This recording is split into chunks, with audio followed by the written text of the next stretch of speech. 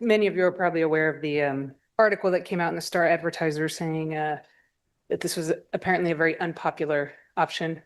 26 people elected this option out of a list of 1,515. Not very many takers.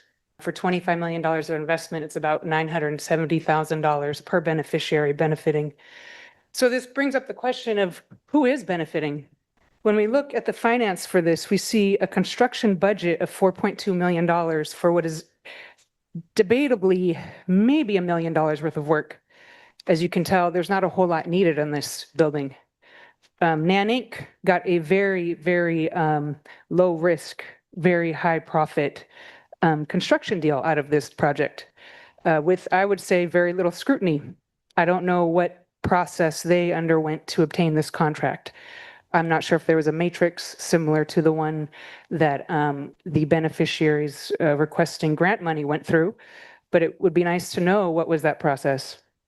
There's also a developer fee of $2.5 million on a building that is already built. In construction, this would be considered very, very low risk.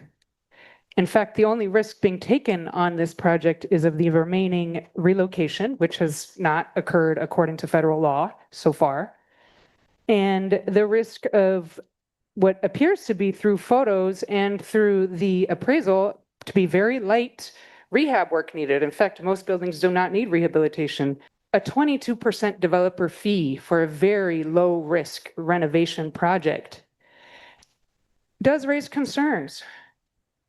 Concerns about what was the competitive bidding and scoring process for this, because the public benefit, I do believe, is debatable at this point. I know the residents are very, very nervous about where they're going to move. They have not been shown comparable housing.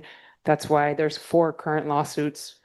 And I know that the beneficiaries have spoken in the sense that less than 2% of the Kauai waiting list opted for this option.